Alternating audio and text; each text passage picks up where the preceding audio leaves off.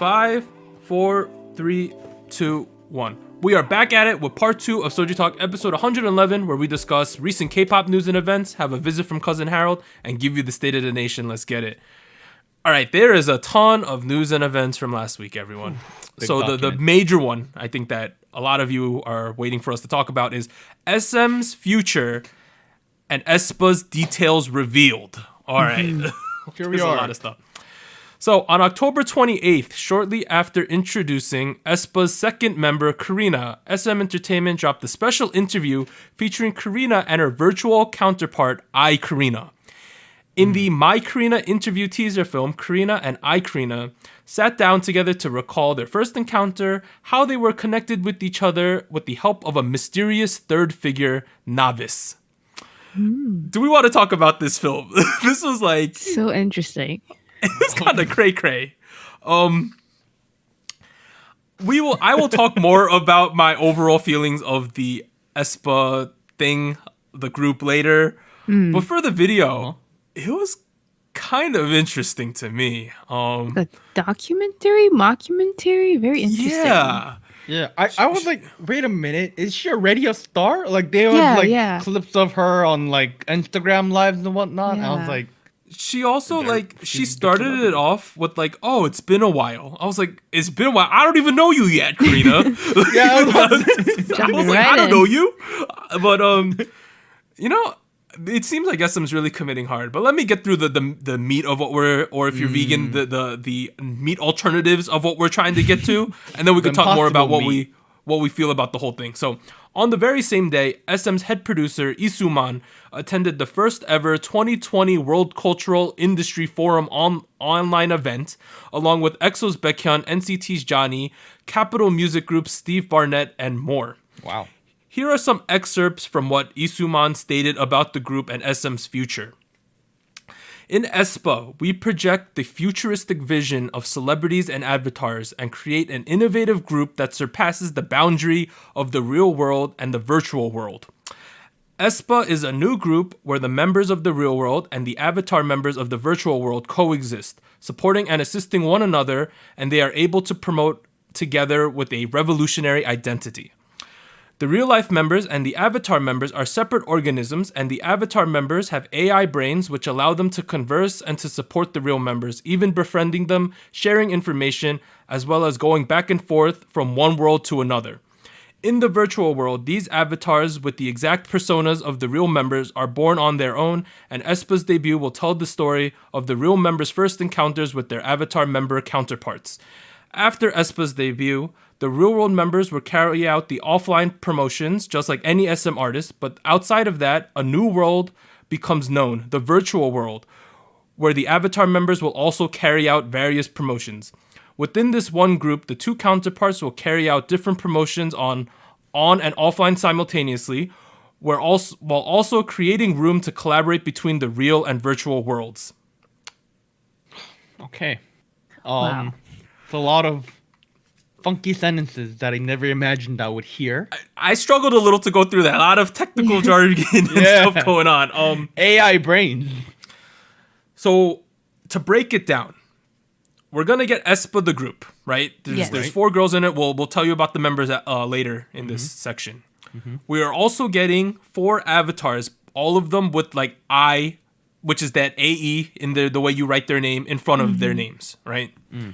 It seems like the 4 girls will promote like a K-pop group, but we're also getting promotions from these virtual girls in this virtual world. But these virtual characters have the same personalities, at least they've programmed them to, as the real world counterparts. Yeah. Yeah, let me get through more of this. Just let that simmer in for a sentence. Take the bait. Not for a sentence, for a little bit. SM's partnership with Intel was also mentioned as the main vehicle to produce new technology through which AI technology and virtual avatars will be the way of the future for not only aespa, but for their fans at home. Isuman mentions how they envision aespa and fans occupying the virtual world together.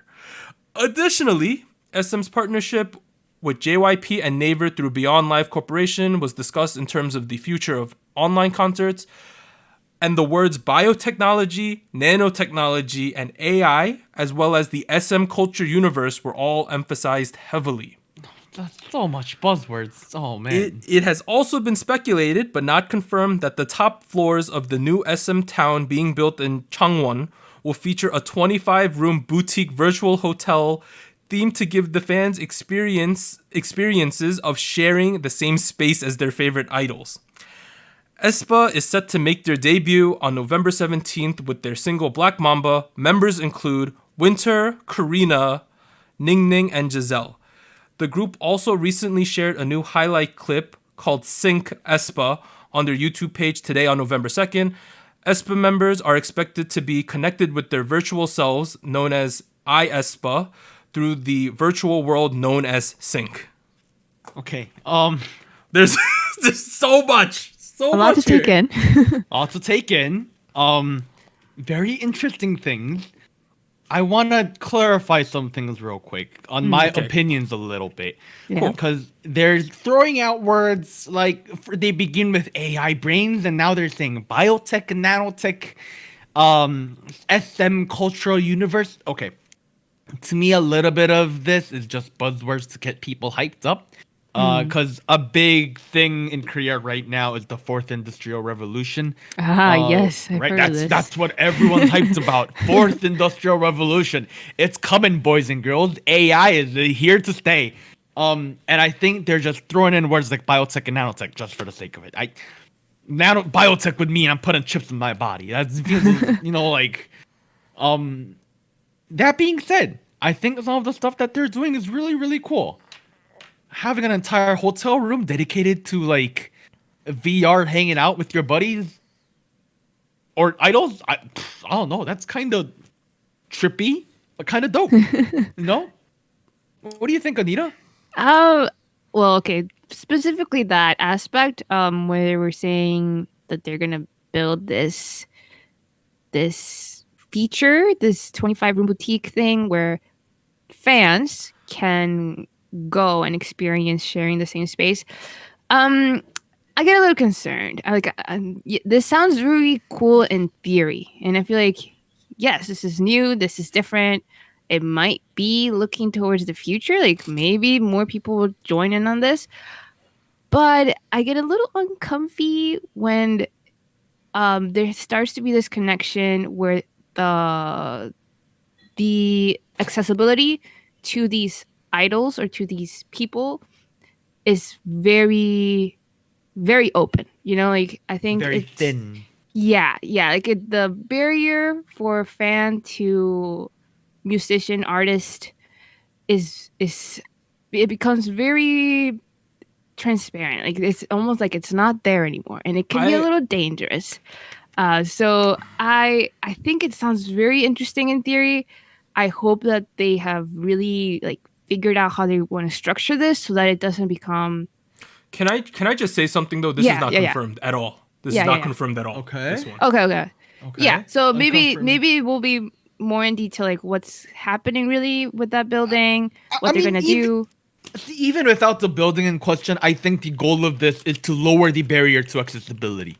You know, I think that's the bigger story, not the hotel itself. Right. I think the goal is like there's gonna be like probably an avatar game where you hang out with the people. Yeah. Some sort of VR AR experience that involves these avatars.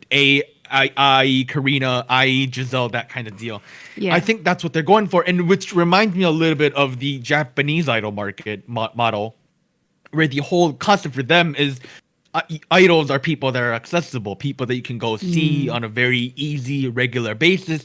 Here, they're lowering the entry barrier even further. They're like, open up your phone. They're just there for y'all to hang out with. That kind of deal. For me, I think if it's done on a very healthy level. Yeah, we'll have to see. Yeah, if they do it on a very healthy level, I think it'll be very dope. Do I have a lot of trust in that? Okay, I've thought about this topic for basically the entire week since this information came out. I will first talk about what I'm concerned about, and then I'll talk about what I'm excited about, right? Okay. What I'm concerned about specifically, I'm kind of concerned about the four members themselves. Yes. Because I agree. Yeah. they are saying that these 4 avatars are literal virtual copies of these kids. Additionally, they say that these avatars are going to be doing work for the company, right? Does that Yeah. mean that these kids are entitled to the money that the avatars pull in? We don't know. I also think that you are taking away some of the human aspect of K-pop because then you could exert control over these avatars and there's no liability there. Yeah. That's a little concerning to me on an industry level if that becomes a norm or something. I'm not saying it's going to. It does remind me a lot of the Japanese anime idol market. Where they have I'm talking about stuff like Idolmaster and like what's the other one? Love Live and like those ones where idols are a 2D anime character. And from a company perspective, it's absolutely perfect because you're able to push out so much profit without overworking anybody. But I want to say that there's a clear distinction between that and this because if people are comparing this to KDA, so that's why we're talking about it today. Right. KDA, those virtual characters are based on virtual, non-existent things. Right. Yeah. Separate. And they're just Very voiced separate. by humans. But you can't say like, oh, Akali is Soyeon. No. Soyeon voices Akali. That's 2 totally different Yeah. things here. Right. It's like Whereas- Tony Stark and Iron Man. Whereas No, right sorry, no, here- it's like RDJ and Tony Stark. Sorry, go on. Yes. But what I'm trying to say here is that Karina, right? That is literally meant to be Karina, but in virtual form. an extension to some extent. I But feel they're like. saying they're programming it with the AI that is almost just like her. That's what they're saying. That's that a doesn't little- that doesn't yeah. strike me the right way.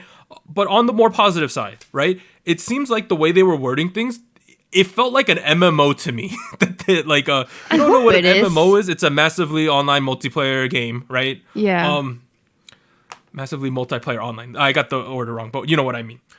Essentially, it seems to me that it was crazy to me that Yusuman said he expects that we're gonna have avatars for these aespa girls, but we're also going to have avatars for the people at home to have their own avatars.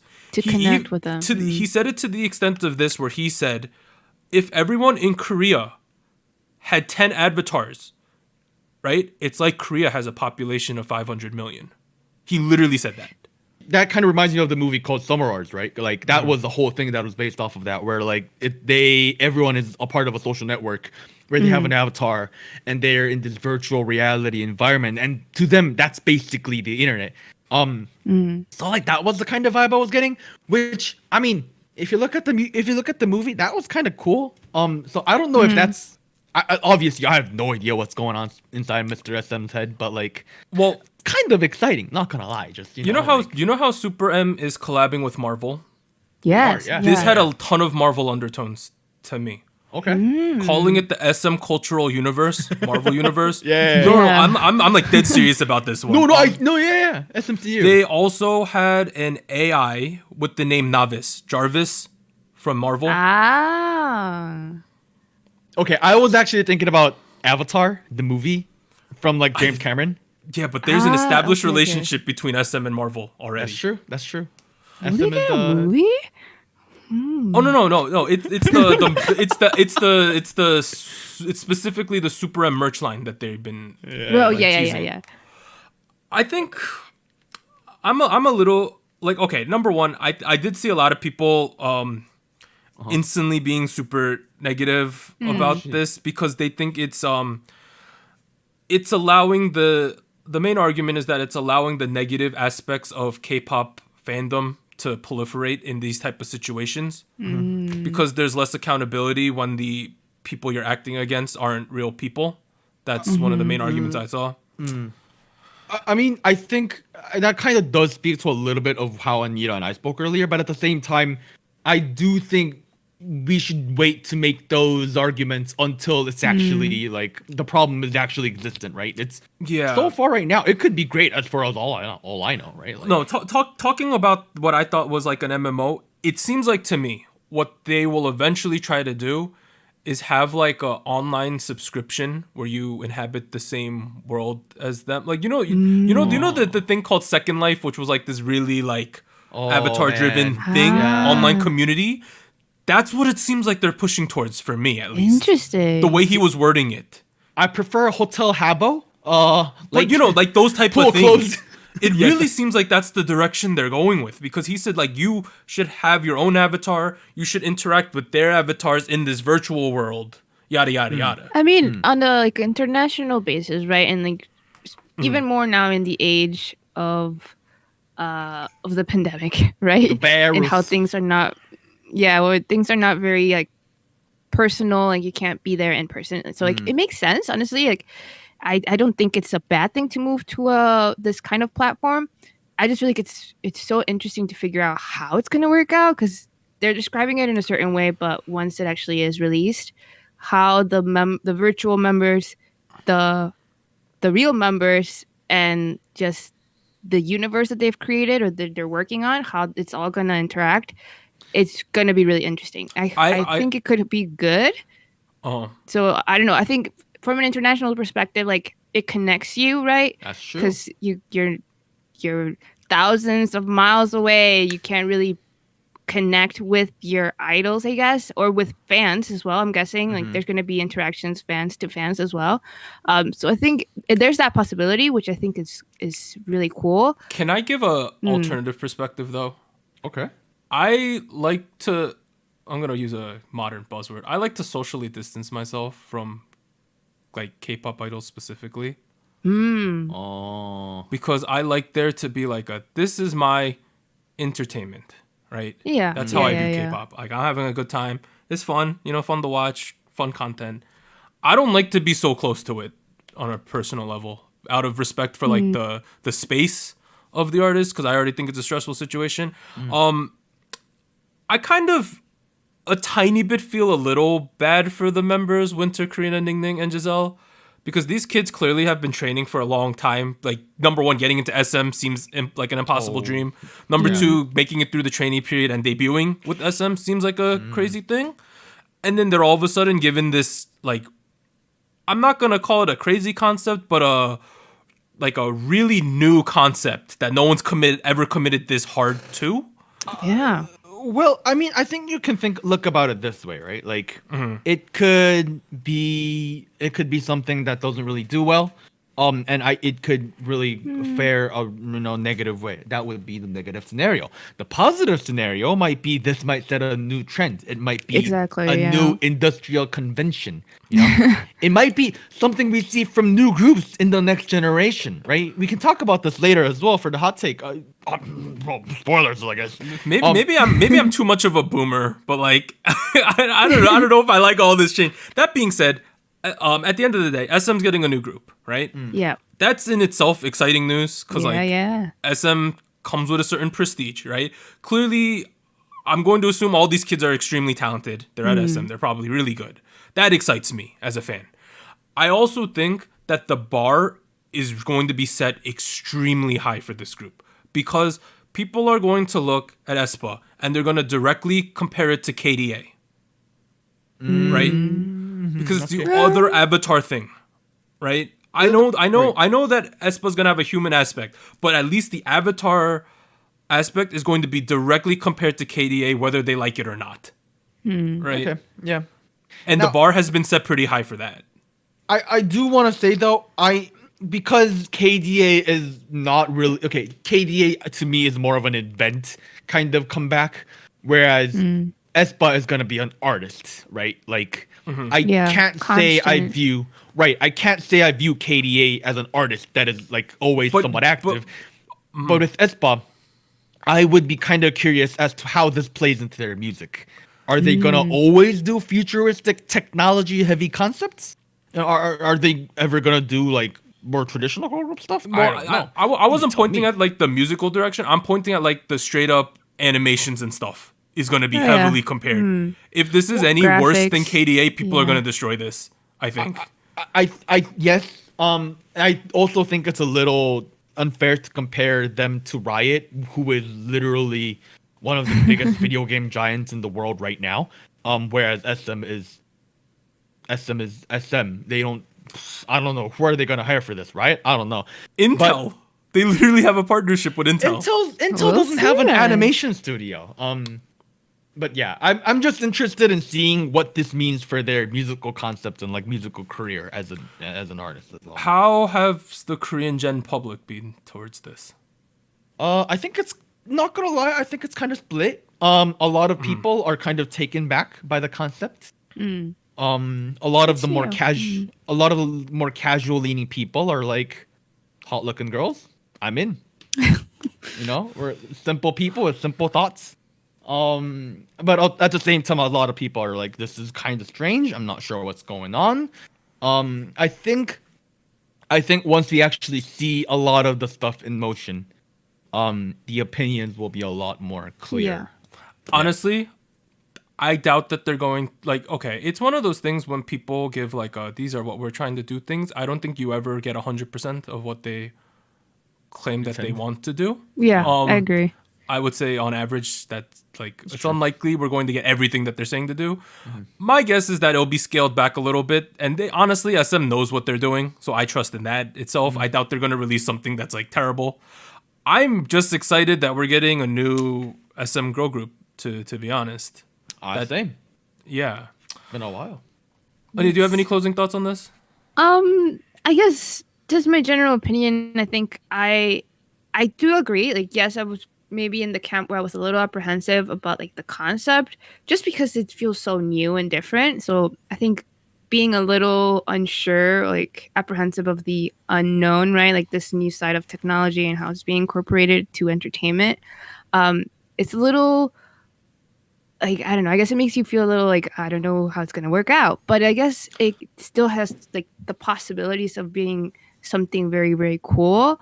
And I feel also to learn from it too. I'm sure that as SM produces this universe, this concept, they're going to be tweaking it and looking at how fans are interacting with it, how the artists feel, how it's working out. So like Doug mentioned, I really don't think it's going to be exactly like they say right now. It's going to change a bit as it moves forward. Yeah. So that's going to be interesting too. I think they have things to look forward to. At a minimum, they have been teasing the texting with the eye versions of the artist because it was in the video. I don't know how that's going to work. It's things like that. We're just going to get so much crazy technology. And it's not only them too, which we'll talk about more later. All right, let's move on to our second main topic. So boy group debut madness. Madness. I don't know how to describe this. We had 3 boy groups who essentially debuted. 2 of them actually debuted. One had a pre-release in the past week. Additionally, within the month of November, we have 2 more boy group debuts. So we decided to take the time to kind of go over all 5 of the groups and then give our opinions a little bit on the groups that already released songs this week. So the first one, T1419. So they had a pre-debut called Dracula on October 27th. So they are from MLD Entertainment, which was formerly Double Kick. And I believe that this is a collab between MLD, Sony Music, and NH something. There's 3 companies that are involved in this. And the only other group at that company is Momoland, who debuted in 2016. So T1419 has 9 members. This was that group where we knew none of their names. They were Terminators last week. Yes. We got names. Let's just say some of them are weird. So T2, his stage name is Zero. T7 is On. T21 is Xian. T24 is Kairi. T25 is Kyo. T28 is Gonu. T33 is Leo. T48 Kevin. T49 Noah. I like the name Kevin. Kevin, straight up Kevin. It's you got Zero, you got Xian, you got Kairi, and just Kevin. Just Kevin, yo, based Kevin. Shout out to Kevin. All right, this Dracula song though, the pre-debut, right? They had a It was a Halloween theme song, right? Yeah. I don't know. I'll be honest with everyone. I don't know what they were doing with this one. You might have been a fan of this. If so, that's completely your right. I just thought, if this is a pre-debut song, right? What are we trying? What are we trying to accomplish here, right? We're trying to get people really interested in our T1419, or is it Teen 1419? I'm not really sure, but we're trying to get people excited about our group, right? Right. What's the last thing we want to do? Cover their faces in makeup so no one knows who's who in this group. Well, okay. I guess maybe I'm on the other side of that because I feel like the whole concept where they had the face painting, right, and it was very much in theme of like Halloween or like the Dracula like scary part. I thought it was even like adding more to this, like I don't know, maybe mystery. Like if this is the first thing you saw from this group and you knew it was a pre-release, right? I feel like it makes you feel like, but who are they? Like I still don't know. Like I'm still a little like left wondering. Like I don't really know the group yet. I only heard the song and seen them perform it. So I feel like maybe I think you could spin it that way. Where like there's still a sense of mystery. Like we still don't know the members, so you want to come back when they actually debut. I also found some of the YouTube comments actually very convincing in terms of their argument. Because a lot of them were saying, "Oh, MLD didn't want us to focus on their faces, because they're because they wanted to really showcase the raw talent." Yeah, that could also song, be it. Choreo and whatnot. I think I get that. Can I make a think that might be counterpoint true. though? I saw on Twitter they released their actual names, right? All the comments were screenshots from the music video saying which kid is this devil guy, or like which kid is this guy, because people were confused. Right. And the counter argument that I was gonna make is that I think the faces are a little too distracting. Okay. and yeah, I was can kind see of that. distracted. Yeah, Yeah, I was I was like, distracted. He's got he got horns. This guy got blood in his eyes. I'm not focusing on the choreo or the song at all. This is very attention grabbing. I thought the song was like okay. But I thought that I was so like focused on this makeup concept thing that I was like confused. Yeah, I thought they had this one sound effect going on in the chorus that I thought there was the same kind of sound effect they have in the in Blood. I'm making a comparison to BTS, but the song Blood, Sweat and Tears, the dun dun dun dun dun dun dun, dun that like sound effect, it kind of overlaps. It's But Warren box said chop. that's common across many songs, so maybe that was just the most notable comparison for me. Overall, though, I am interested to see what happens in this group because this is it was a lack of a better term. It was a bit of a strange decision to do this, whether you liked it or not. It was an interesting decision, interesting move. We'll have to see with T1419. The second group, though, P1 Harmony, a traditional boy group. They debuted on October 29th with Siren. They are from FNC Entertainment. Contemporaries at that company include FT Island, debuted in 2007, CM Blue 2009, AOA 2012, and Flying 2013, SF9 2016, Cherry Bullet 2019. There is 6 members of this group, Kiho, Theo, Jiyoung, Intak, Seoul, and Jongsup. Okay. If you follow K-pop news seriously, Kyo had a little bit of controversy online stemming from an old Twitter account he had. And then Jongsup is pretty notable because he appeared on Treasure Box. Yeah. And it was also one of the winners of K-pop Star 6 when he was a duo with another kid when he was a fetus back then. He was really young. He was a human being that is fully grown. This Siren song, though, right? It felt like they were going in like a hip hop direction. I felt like a young Icon / GOT7 kind of vibe, maybe a little bit of a BAP thing going on. I think it's very evident that FNC spent a ton of money. It had sort of like a post-apocalyptic / Matrixy theme going on a little bit. Yeah. I felt. Yep. My only issue with the music video was that for debut music videos, I like it when there's good lighting so I can see who these members are. I felt it was a little bit dark. That was my only real complaint, though. I think because of the concept, it was inevitable that they had dark lighting. If it was very well lit in the middle of an apocalypse, I don't think that would have been an apocalypse. That would have been somewhere in the middle of Best Buy, like very well lit rooms. I think it was a very cool track. Yeah, it was a very fun hip hop track. I know they have a whole like storyline with a movie and like Yeah. right. I think they had a bunch of like FNC people starring in the movie and like that was like that includes Yujaseok, Yeah. Obviously the biggest star in that company. I excited to see where they go. Anita, did you have any initial impressions of the group P1 Harmony? Yeah, very similar, I think, impressions because I guess overall I thought they very much sold the vibe that they were going for, with like kind of more like darker, but not quite like committing to like a fully like mature sound. I think they still retain a lot of like the youthfulness of the debut, without like compromising that. So I feel like it was good how they did it, and I feel like I've been watching some of their live performances, because I was interested to see like the dance, because I thought they really felt very energetic in the music video. So I think to watch them as performers will be really interesting. And it's a very catchy chorus. I don't know. Something about the chorus is very catchy. So that works for them. All right. The final actual debut we had this week was from Drippin'. That name is still hilarious to me. So they are from Willem Entertainment. They debuted on October 28th with Nostalgia. Other groups of that company: Infinite in 2012, Lovelyz 2014, Golden Child 2017, Rocket Punch 2019. There are 7 members in Drippin', the Drippin' Boys, you know. We have Hyup, Yoonsung, Changwook, Dongyun, Minso, Juno, and Alex. Everyone except Alex appeared on Produce X 101, with Chajuno also becoming a member of X1 while it was a thing.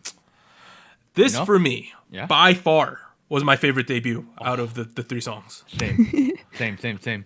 I thought this was so solid. This gave me... Anita and I were talking before the show. We said that this had like a mid-2010s boy group vibe. Specifically, like Infinite, their Sunbaes at the company, or like like Shiny at the time, those type of groups. I thought this was really solid from them. I think it's clear that they're pushing Yoonsung and Juno specifically. They showed them the most.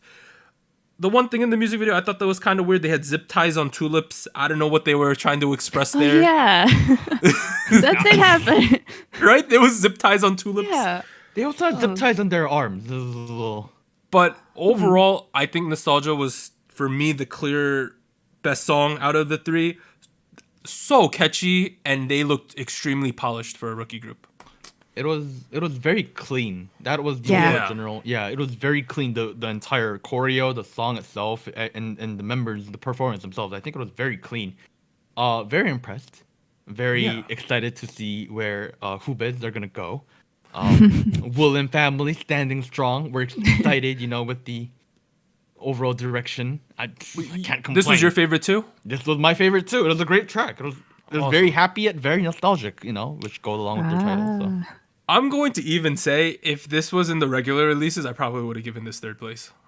Oh. Wow. What about you, Anita? How did you feel about Nostalgia? I might have agreed, because I think for me, it's very clear, like, all 3 of these groups that have debuted or pre-release stuff are going for like slightly different things. But personally, I kind of gravitate more toward this kind of instrumental vibe. And like Doug mentioned, it's very reminiscent to what Infinite was doing in their debut days. Very like funky bass and electric guitar in the background. Like when you listen to the instrumental, you can kind of pick that out. And I guess it does bring me back to nostalgia of that time, like that kind of musical choice that was happening back then. My one thing that kind of felt a little jarring was the end of the song. For some reason, the end of the song felt very abrupt. I kind of was expecting something else to happen, and then it just felt like it ended. So that's my only gripe with how the song was produced, just that end. But other than that, really great track. This was a solid debut. This is what you want your debut to be for a new boy group, I think, for sure. So can we change the song charts? Nope, it's written in stone, sir. I apologize. But check them out. Check all of these groups check all of these ones out. All right, the 4th group. So this is Bae173. Until we are told otherwise how to pronounce it, I'm calling it Bae173. So they are debuting on November 19th. They are from Pocket Doll Studio, which is a subsidiary of MBK.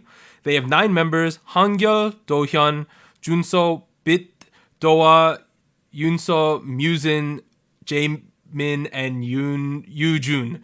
There's a ton of names this week. So the 2 you probably know are Hangyeol and Dohyun, who appeared on Produce X 101 and were members of X1. And then they were a duo thing as Boy, B-O-Y, which I guess you could say it wasn't the most popular thing ever, that one. So they put them in this group now. And additionally, Junso appeared on Boys 24, which was another competition show back in the day. MBK doing a boy group. Interesting. Yeah. Right? Kind of interesting, yeah.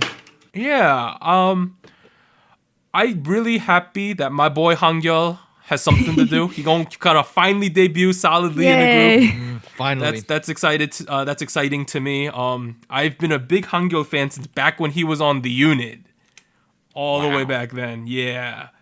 Was he also in? He was in IM, right? I believe, which was the group from the Oh no, he was in another 4-member boy group called IM back in the day in 2017. That's what it was. That is true. Yes. But overall,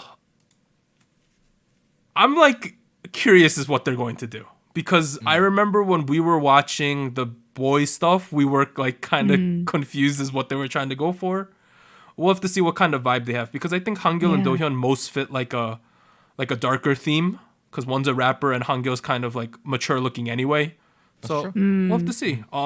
Lastly, probably the biggest out of these 5 is the Enhypen debut, which will occur on November 30th. So they are from B-Lift Lab, which is a collab between Big Hit and CJENM. They are from Island, as many of you know. Enhypen will debut and release their first mini album, Border Day 1, on November 30th. So there's 9 members: Heesung, Jae, Jake, Sunghoon, Sonu, Jongwon, and Nikki. So fast. November 30th. Wow. So soon, yeah. I know. This is less than a going month. to be a massive release, right? It's Looking also forward to it. occurring near BTS's release too. I think that's kind of smart on their part to do this. Yeah. Yeah. Because obviously, once BTS comes back, everyone's going to be looking at K-pop as a whole. And having Enhypen there a little bit after them makes all the sense in the world to me because it's not like you're expecting Enhypen right off the bat to be winning things or contending for things. Right. So just having eyes on the product makes a lot of sense. Yeah, no, I think they're hoping to get the attention to shift directly from BTS into Enhypen, right? Because like they're obviously from the same, similar company. So I'm getting like Hubei kind of vibes, you know. We'll have to see. I'm kind of excited for this, even though I didn't watch Island, you know? Yeah. Anita, do you have any thoughts as we watched Island all the time? Yeah, I think it's for some reason it feels like the show was like a long time ago, but actually not. So it's kind of surreal to know that they're actually gonna debut so soon, like within the next couple of weeks. Yeah. And I feel like I'm still not too sure what the sound is gonna be. I think they tried a lot of different things in the show and kind of testing like what might suit the members. But the final lineup is kind of a mixture of things. So I don't know. I think it's going to be interesting to see what they come up with. All right. 2020, though, for boy group debuts has been massive. There's been so many debuts. On top of these 5, we've had Gravity, DKB, Elast, Ghost9, Lucy, MCND, TOO, Treasure, UNVS, and WeI. Oh, man. That's so many. And I think on most award shows, because you know how you have to submit before a certain time, most of them, the 2 big contenders are Gravity and Treasure, and most people believe Treasure will win most of the Rookie of the Year for boy groups, which makes sense because they've had massive album sales. If you look on the girl group side, there hasn't been that many. It's been Weekly. We're having aespa, and we had a couple other ones like I think Secret Number is one of them, and there were a couple other ones. But there's been way more boy group debuts this year. It does feel like the market is a little bit saturated. I agree. Actually, what am I saying? It's very saturated. It's incredibly saturated right now. I am not sure if this is the best in everyone's benefit. Because a big saturated market usually means more competition and more pressure, but we'll see what happens. Yeah, let's move on to quick takes now. There's massive quick takes again. So the first one, EXO's Chanyeol was all over K-pop gossip circles this week, even Korean general public gossip circles, after an alleged ex-girlfriend of 3 years accused him via internet posts of cheating on her multiple times during their relationship. SM stated that they have no official position to announce regarding the recent events surrounding EXO's Chanyeol.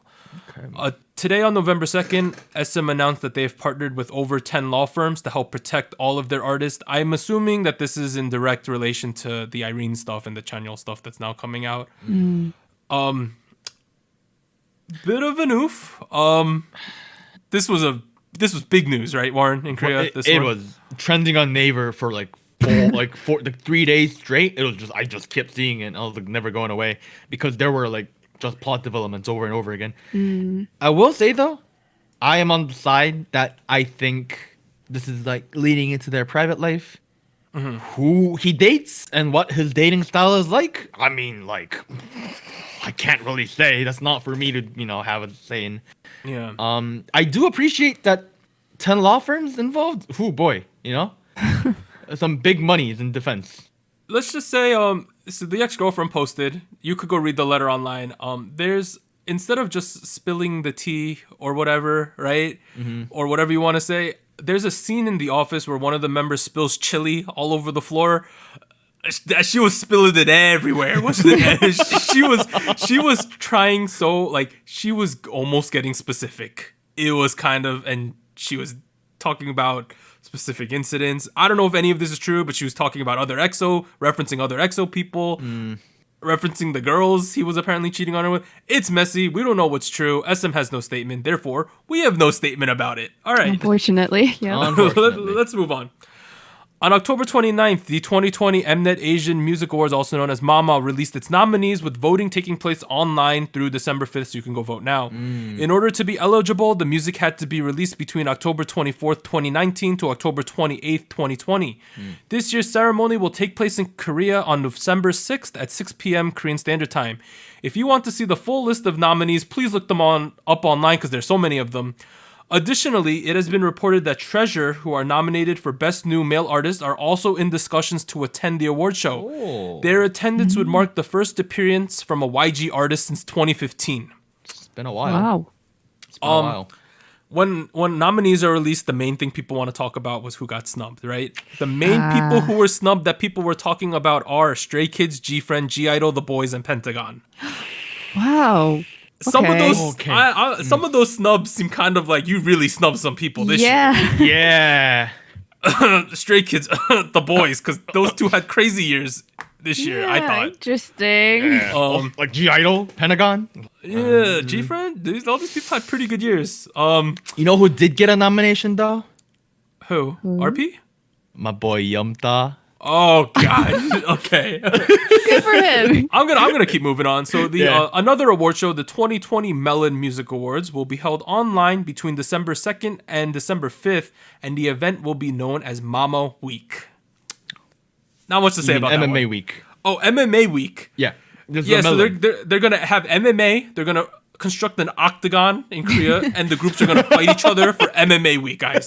Yes. All right, I would like to see that happen. You heard it here first. There's gonna be fighting at MMA Week. Yeah. All right. Doug and I will personally be attending. I will be bouting. Douglas, please put your bets on me because I will win. Okay. You're gonna fight Harold in the main event, right? So Yes. Next, Mnet's Kingdom reportedly to begin filming in January. Anita. Finally. So, Oh man. Joy News 24. I don't know who they are, but they're a news source. First reported that Kingdom is set to begin filming in January 2021. I'm already like 2021. I'm already naming that name. I mean, that feels kind of weird. But with the goal of airing its first episode in February, Mnet later confirmed Kingdom will air in the first half of next year and are currently casting groups for the show. Mnet has previously planned to air Kingdom in the second half of 2020, but due to the COVID-19 global pandemic, things were put on hold. All right. Another big one. On November 1st, JYP and P Nation announced an upcoming 2021 boy group project show called Loud on SBS. Oh wow. Full details have yet to be revealed, but the show is set to include, these were the tags in their teaser, 2 producers, 2 colors, and 2 groups. What? Wait a minute. Is Mr. JYP and Mr. Psy like doing a battle? This sounds like the YG JYP thing they did a couple years back. Yes, except that was a bit of a complicated situation. So Yeah, now it's with Psy. This seems kind of crazy, right, Yeah. guys? yeah. Did not expect this. Yeah, I didn't know P Nation was interested in boy groups, but I guess he is. Yeah. Yeah, I'm really interested to see what happens in this, because if we think about it, Psy is traditionally a part of YG, right? Mm-hmm. He left, formed his own company. Now he's collabing with JYP. Just some food for thought. But overall, we might get more groups boy groups in the Why? future. Yeah. The party never stops. Next, it was reported and later confirmed by YG that Big Bang's G-Dragon is currently working on a comeback album. It is 100% been confirmed. Wow. Album mode, this guy. Right. All right, next, Luna's 12 O'Clock debuted at number 112 on this week's Billboard 200. This is the first non-Big Three girl group to debut on the Billboard 200. Wow. Ooh, For congrats, reference, Luna. the first non-Big Three guy group to debut on the Billboard 200 was BTS. Just saying. Okay. Additionally, last week, we didn't get to mention it, but Very Very placed number 1 on Billboard's World Digital Song Sales Chart. I don't really know much about that chart, but they placed number 1, so shout out to Very Very. Yay, very, very. In other BTS news, because we just referenced them, BTS is confirmed to perform their new title track for the first time at the 2020 American Music Awards on November 22nd. It's kind of interesting that they're choosing to perform for the first time on an American music show. I think it really shows the intent of what they're trying to do as a group. I think it's pretty cool. Yeah, they're very much focused on the North American market now. They got to commit to it. Lastly, on October 28th, the Seoul Western District Court held the second trial for YG, who in June had been indicted on gambling charges. The prosecution requested a fine of 10 million Korean won, which is about $9,000 USD for YG, and the sentencing will take place on November 27th. I think that's a little low, but it is what it is. It's a little, yeah. We are now at comebacks and releases. There's a ton of them again, so Warren, hit us with them. On November 3rd, on Tuesday, we have Mamamoo coming back. On November 4th, on Wednesday, we have Bull 4, aka 볼빨간 사춘기, as well as Secret Number and Park Ji-hoon. On November 6th, on Friday, we have KDA, Treasure, and the pre-release from Super Junior. But on November 9th, on Monday, we have G-Friend, as well as Taemin coming back. In other confirmed release news, we have Naughty on November 12th, B2B November 16th, Momoland November 17th, Bay 173 November 19th, CL November 30th, and Hypen November 30th, aespa confirmed for November, Henry confirmed for November, Rain collabing with JYP sometime in the future, as well as G-Dragon confirmed sometime in the near future. Yeah, I forgot to update the aespa one, so as a reminder, November 17th, and their single is called Black November Mamba. 17th. Shout out to Kobe. Okay. Let's see. We are now at Hot Takes and Fuego Questions with Harold. I'm going to go get Cousin Harold. All right. All right. We've teased this section quite a bit. I wonder Have we? what it's. Yeah. Oh, yeah, okay. No, I with- spoiled it here and there. Not gonna lie. Yeah, I mean, it is very relevant. How you doing, It's my me.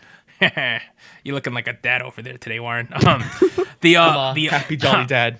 the Fuego question of the week is: does the crew think that we are fast approaching a generational shift in K-pop? Boom. Oh. Get, you. brah. Harold, do you think we're approaching? Okay, he just left. Left you hanging. So the question is, does the crew think we're approaching a generational shift in K-pop? Right. I think a key thing we have to mention is a while back we did talk something similar about this, where we were like, are we in fourth generation? What generation of K-pop is this? And I'm just gonna dive right into it, because my argument back then was that no, we are in 3.5 generation. Oh yes, you and your Right. 0.5s. I was like, this is 0.5. We're not in the new generation yet completely, you know? Like, I was like, ITZY is like a generation after Twice, but we haven't had a huge change up yet. But I think, guys, I think now is the time. I think now is the time we move in from 3.5 to 4.0. This is 100% a new generational shift. We are seeing new groups come out. They're employing new market tactics. They are doing things we have never seen before, and we're excited. And we're gonna see what entails with this. I kind of agree with you. I think for me, the two things that are pointing at a generational shift is first, I would say that the emphasis on technology has been a big thing. Yes, I agree which with that, ties yes. into SM clearly with aespa. And also, the rise of Big Hit as a mega company as of late, where they are where their mission statement is we are going to go into tech, right? We were sort of thinking about how to word this. One possible wording is like, is there a Cold War brewing between Big Hit and SM because of technology? I kind of think there is, because they're both trying to do similar things right now, although in different like ways, but there's a huge emphasis on technology. So that's clearly what the big players are trying to do. The other thing that was pointing to me as a generational shift is there's unprecedented amount of agreements and alliances happening between companies now. Yeah. That is true. Yeah. Like, we got the Big Hit umbrella, Pledis Source B-Lift. We have Naver SM JYP with Beyond Live, Big Hit / CJ with B-Lift, JYP / P Nation with this new thing, right? Additionally, CJ, E&M, and Naver in the past week formed the Mega Alliance, they said. That was in their words, where CJ acquired only 0.3% of the company, but that's $150 million they put into that. And they said that the purpose of the acquisition was to share exchange for business cooperation, so they're going to be tightly linked as well. Wow. All of this to me is pointing at we're in a new era, or approaching one where it's about gaining allies, using technology are the two big trends I'm seeing. Yeah. I think, because if you think about the story of Three Nations, that's like a Chinese reference, right? Like, I forget the English title. So if you know video games, it's the story that Dynasty Warriors, the video game series, is based on. It's Romance of the Three Kingdoms. Yes, Romance of the Three Kingdoms. Yes, it's because back then I would point to the second generation, third generation, as something like that, where there are a lot of smaller companies that are all bouting it about. Sure, there are bigger companies out there. Here, I'm seeing more of a unification of like bigger companies holding hands, making alliances, we're seeing bigger powers, making their moves in this industry. Yeah. CJ and Big Hit and Naver all holding hands, dude, that is actually a big deal, given that CJ, who is the parent company of CJ E&M, is literally the 10th biggest company in Korea. Now, adding Big Hit into that, as well as Naver into that, they have massive power. Obviously, I think the way SM and JYP doing that, holding hands, Beyond Live, I think that also points to a lot of similar things where they're like, okay, maybe in the past we have competed, but in order to share this new technology, maybe in order to, compete with other companies, we gotta strategically hold hands and run together, It's also on like a group. Well, Anita, first give your opinions though. Let's hear what you have to say first. Initially. No, I think I for the most part I agree with the idea that you guys are presenting of like, yes, there's very much a shift here. I feel like for me, I've seen the emphasis a lot on the technology side, right? Yep. Especially, I don't know if it was already planned or if things just turned out that way this year, the way the pandemic has kind of pushed for more virtual events, virtual accessibility. So I think like I don't know if it was like a pushed shift or if it was just bound to come sometime soon anyway. But I feel like they're running with it. Like the companies are seeing an opportunity here to either get ahead or just not get left behind, I guess. So yes, I agree that very much there's going to be a shift. And I do feel like technology is that push behind it. Yeah. I do agree with you. I'm not sure. I think it was bound to happen. I do think the entire world events did push this, accelerate this, if anything, I think people realized the value that this technology can bring. And they were like, okay, let's pour all the money we have into investing in creating a social media platform for K-pop fans. That's what Big Hit did. Let's invest a lot of money into virtual reality concert experiences. That's what SM and JYP are doing. I think that makes a lot of sense in that aspect, Yeah. if we even on a smaller scale, the group level, right? It's like Big Hit acquired Pledis, Source. They created B-Lift. Yeah. You think about SM. Isuman's been linked with BlackBerry Creative and Luna lately. Yep. Yeah, It seems like there's a lot of reaching out right now and like bringing people under like your side or another side. Yeah. And what I was referencing before, the K-pop Cold War, which the term that the three of us sometimes throw around. Right. We feel like I think Warren and I talked about this once, where it feels like it's becoming like a Big Hit umbrella versus like an SM and Friends umbrella type thing going on. They're clearly like the two biggest like influencers in the game right now.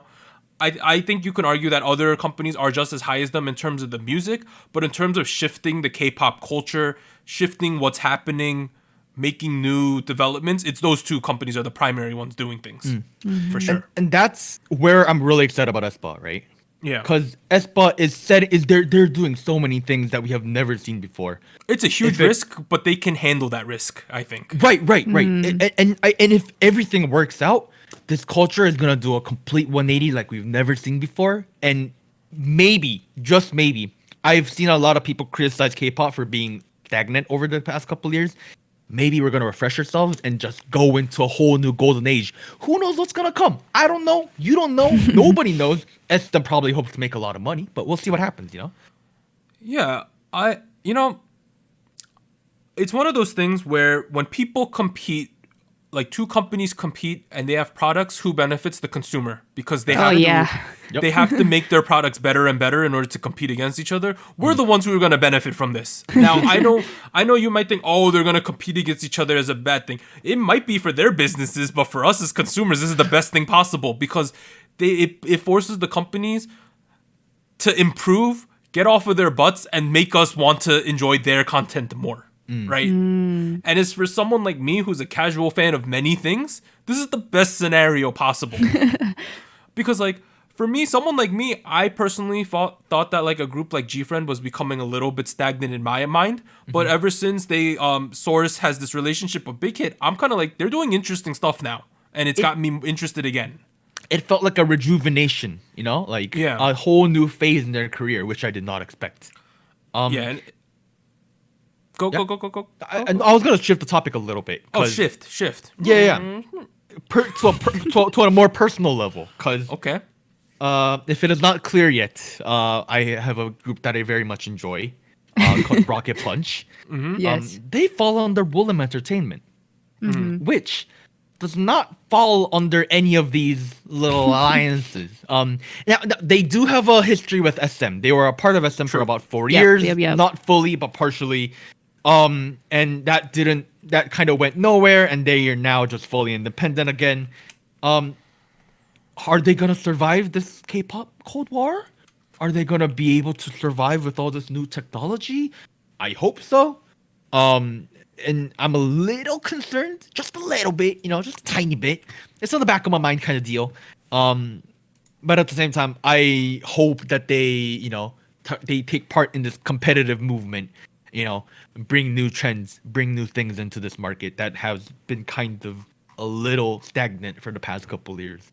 Yeah, I mean, the thing that I've just like the mention of the collaborations that we're seeing, right? I just feel like even like the smaller companies who might not seem to be doing much of this collaboration yet, I feel like it's very possible that they're gonna maybe fall under the bigger players right now, or make collaborations within themselves. Because I feel like more so now, I feel like that kind of, how should I say it, like the reserve of like resources, right? Like the companies that are at the top will not really interact between.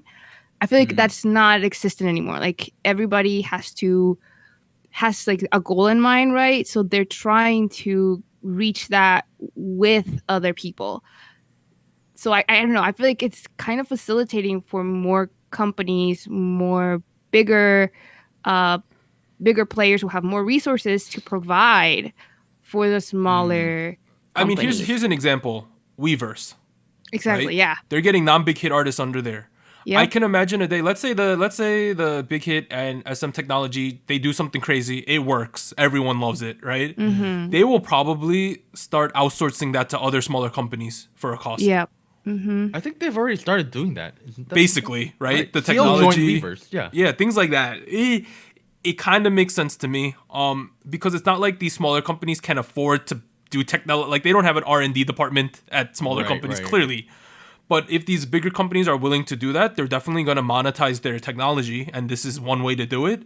And all it's doing is interconnecting K-pop more, which is good because we might see more collabs that we probably would never see. Exactly. That might happen. I think another thing that's cool is we've already seen some technology like G-Idol's collab to do KDA with the video game company has been a overwhelmingly successful experience, I would say. And for someone like Cube, who is also a company that's not super related to anyone at this moment, because they just got, if you remember, their new majority shareholder is a group from China. There's a lot of technology stuff going on there too, right? So That's true.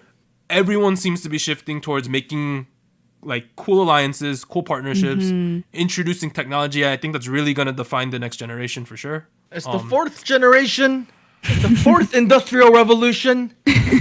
Number 4 is the magic number. This might not happen overnight. We'll have to see. But if certain things work out, don't be surprised if we're having big shifts in the industry in the next couple of years. I do think, I don't know if we'll be doing the podcast like 3 years down the line, but 3 years down the line, if we're doing the podcast, man, it's going to be a whole different show. Hey, bro, it might be a virtual podcast where they put on VR goggles. And we're like at a virtual desk. Oh, boy.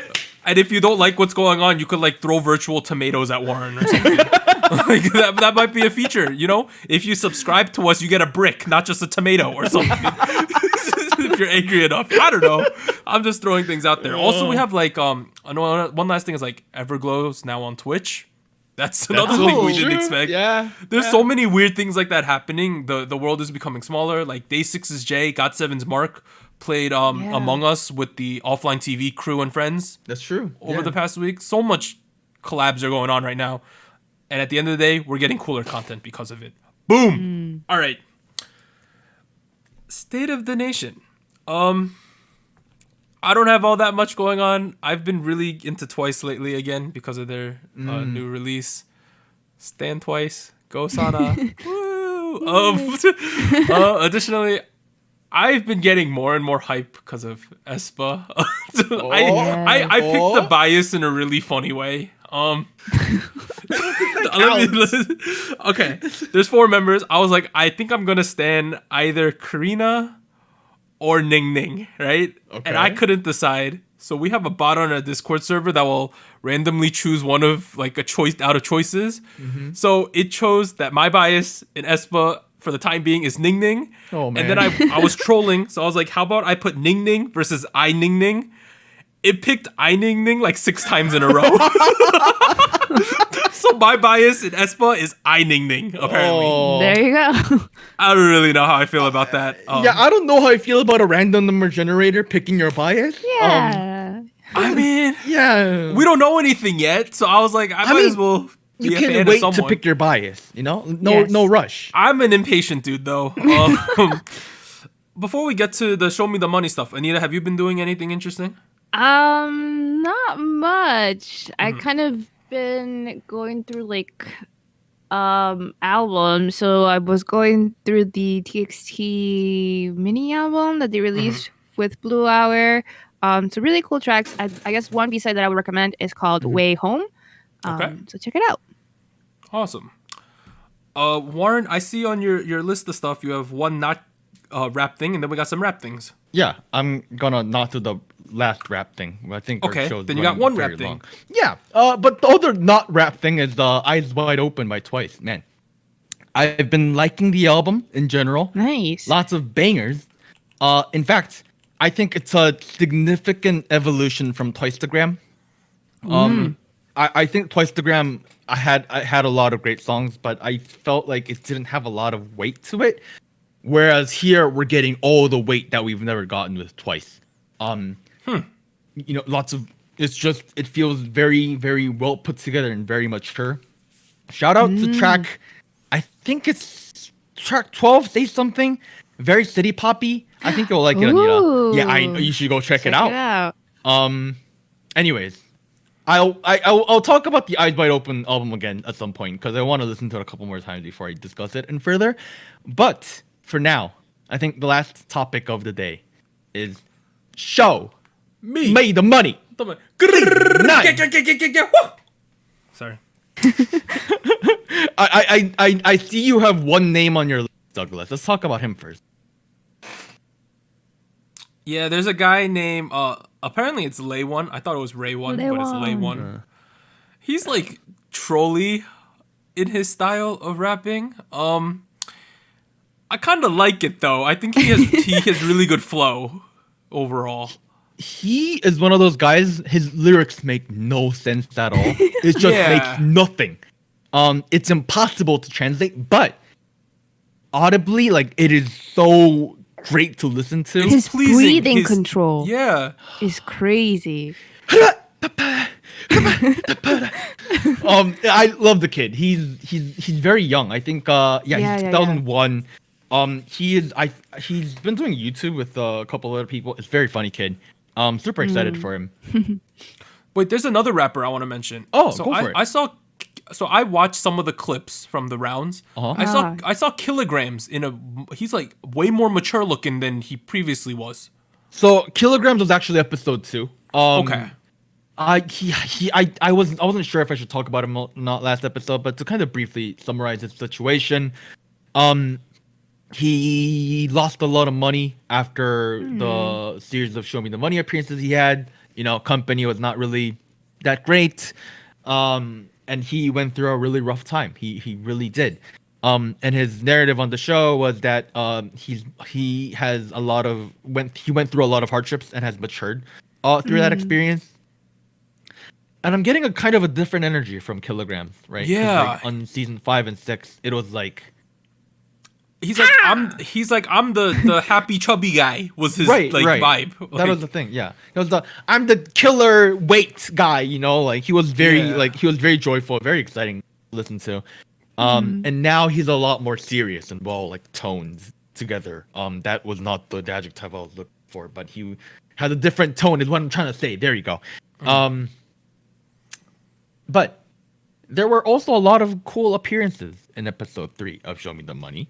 The first one I have to discuss is the other, the big name, Mr. Swings, Moon Swings. Okay. He did. That was bananas. He did a second round. It's a track called 2007 off of his Upgrade 3 album a couple years back. It was, Doug, what'd you think? That was probably the most captivating Show Me the Money segment I might have ever seen. I was thinking about it. Really? It was wow. I was like, this guy is murdering people out here. Wait, you've seen season 5 and season 6. I've seen some stuff, right? Yeah. This was for this round, right? Round 2. Okay.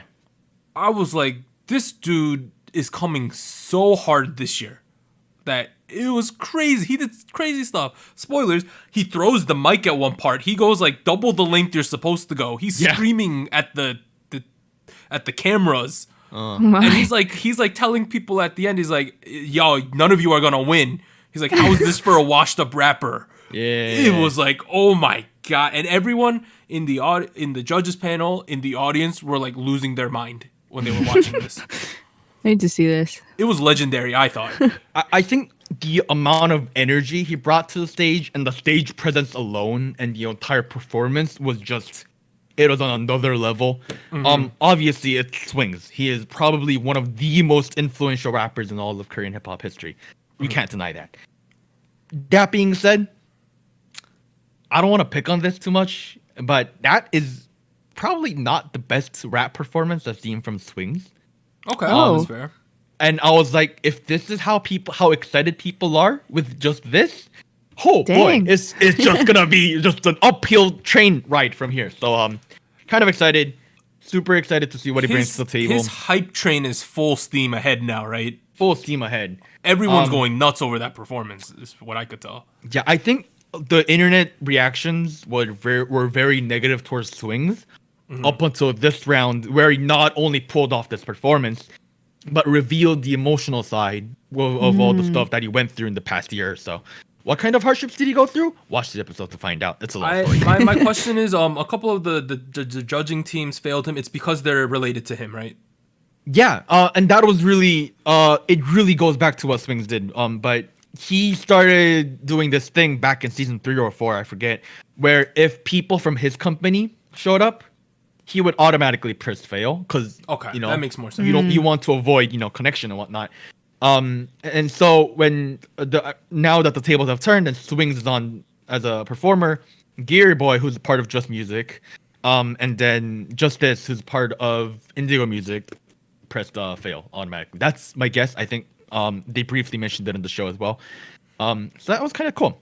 Yeah, because I saw some of the people in the comments being like, "Oh my god, they failed him," and I was like, "I think there's a reason for why they did that." Yeah.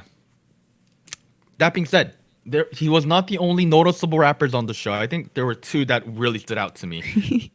Both of which are returning members from Show Me the Money 8, but I think this year is really the year where they pop off.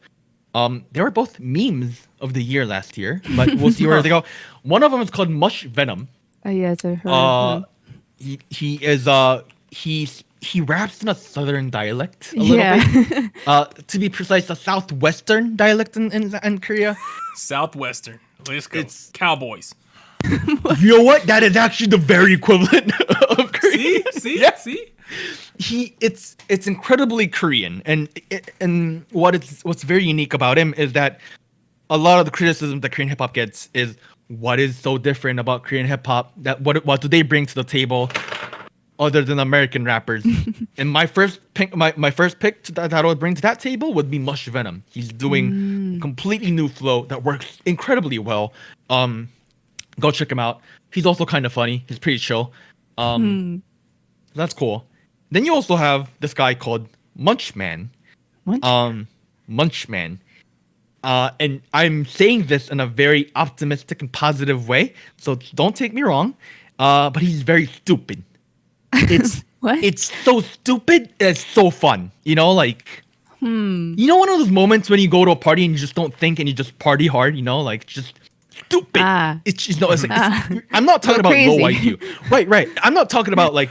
Not I've seen this guy on like a rap house on air thing. Oh yeah. Where he just randomly started undressing while he was rapping. Oh, that was kind of funny.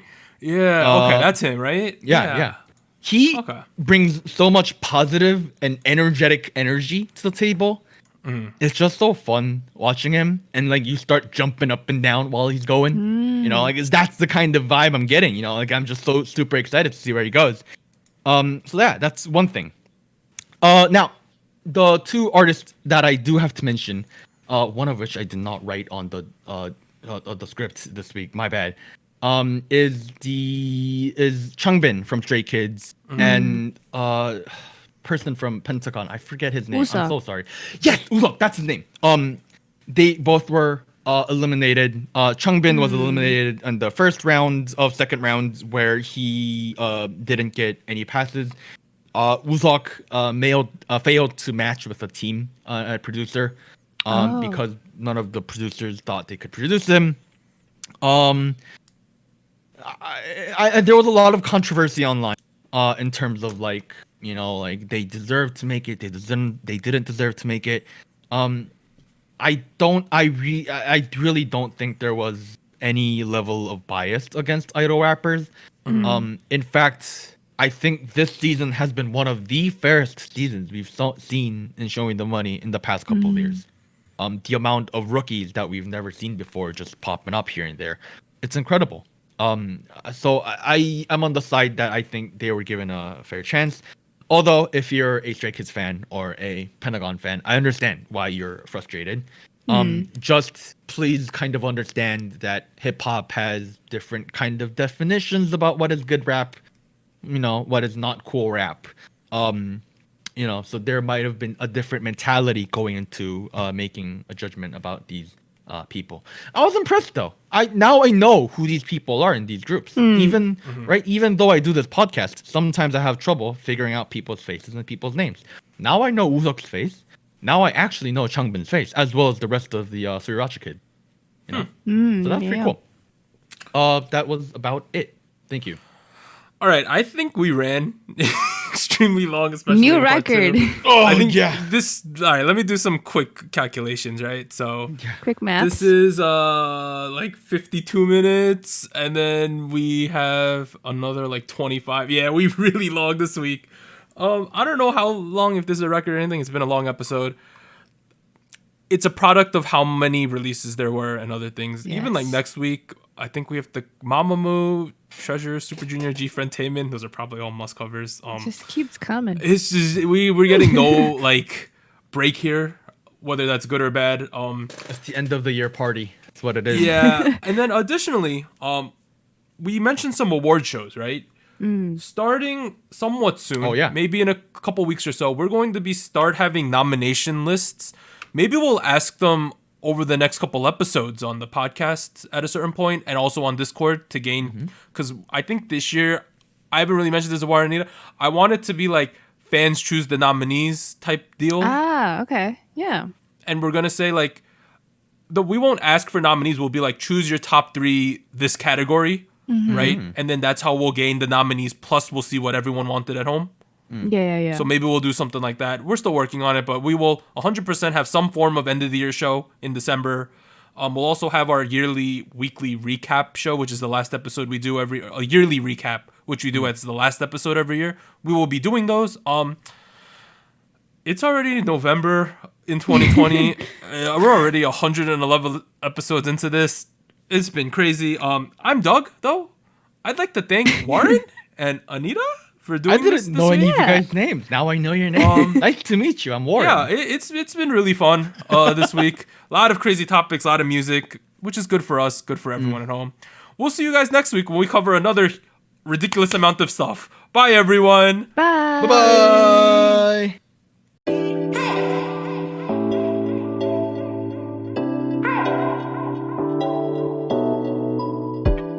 Special shoutouts to our Fiesta patrons: Based, Mina, Jenai, Goku Mama, Jacob, Nafyar, NJ Park, Nab Wilson, Tier.